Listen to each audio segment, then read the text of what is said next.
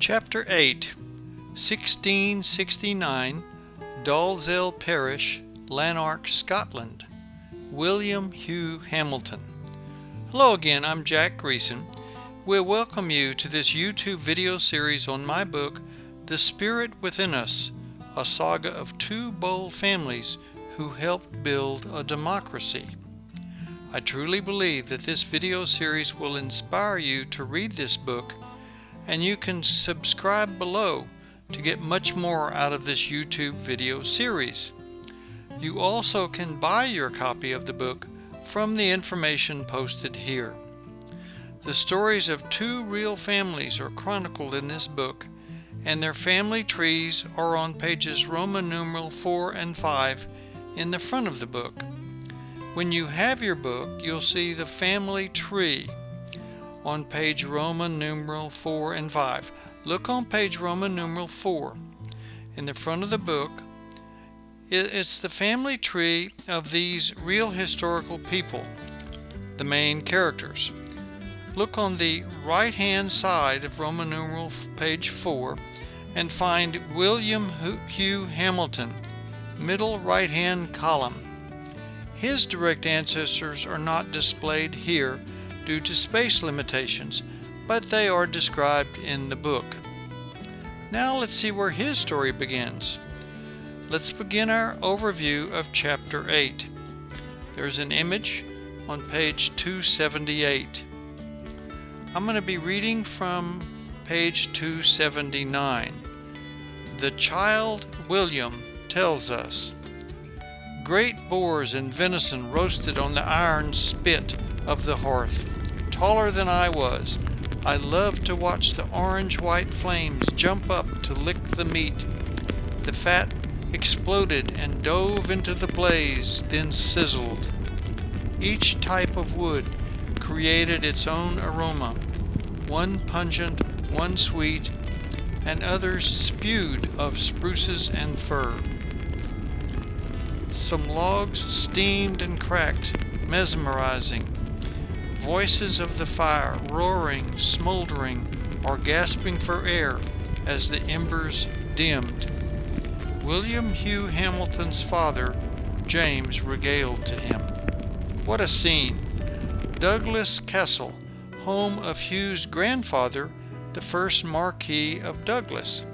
Hugh was now 7 and made great fun acting out the scenes of his distinguished forefathers, and such splendid backdrop for his fantasy plays, his family's castle. Hugh was not yet aware that he was a descendant of the House of Stuart and King James II of Scotland. I quote from page 283. Little did Hugh know that these ancestors would cause him a great deal of grief in his adulthood. End quote. Hugh's father also related other stories of their ancestors, often about, on page 283, their ancestors the Vikings from the north. End quote. Also, Hugh would learn and affirm very passionately, on page 284, the Hamiltons were Covenanters, strongly avowing that Jesus Christ was head of the church, not any human, especially not any monarch or government. End quote. Here we see an image of an ancestor of Hugh's, Sir James Hamilton. In fact, Hugh's great-grandfather, Sir James Hamilton, had, and I'm quoting from page 285, gathered and led an army of 20,000 Scottish into England in the Battle of Preston to protect the king from Cromwell's new model army. Tragically, by the time Sir James and his troops arrived, most of his army were starving or sick from the plague. The Scottish army was completely overrun in a matter of hours. End quote. Courage! Take charge of the prisoners. We hold this ground until the main guard arrives. When Hugh was 17, these wars, and I'm quoting from page 288, came to Hugh's doorstep. The Covenanters felt that they had been persecuted enough. We stand before the Market Cross to disown the authority of the tyrant Charles Stuart. Hear ye, hear ye! For the Covenant! They decried the king's latest edict. By royal decree, any Covenanter found away from home with a Bible shall be put to death. Decreeing that a Covenanter found away from home with a Bible could be executed on the spot. They stood up against King Charles II. We reject this unlawful decree. Our loyalty is to Christ, not the king.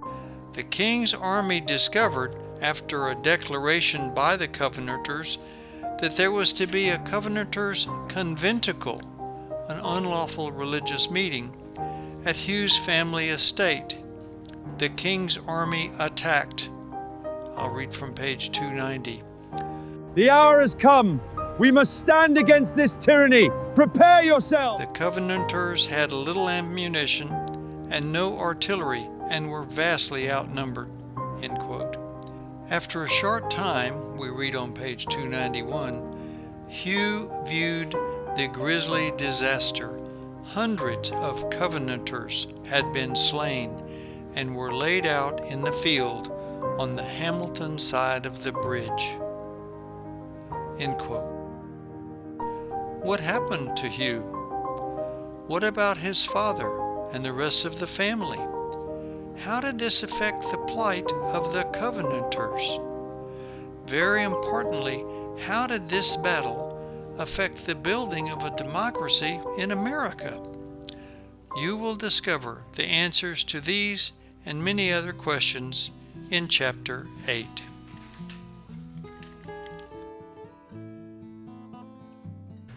This book portrays stories of a model for life change, recognizing danger, assessing options, making bold plans and goals, expecting and overcoming struggles and hardships, struggling and moving forward to success.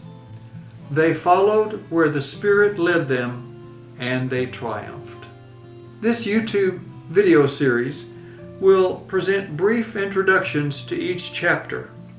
The book is for sale through information provided in this video series. A special paperback edition, large print, a highly readable type font, and durable white stock paper is only available from me, the author.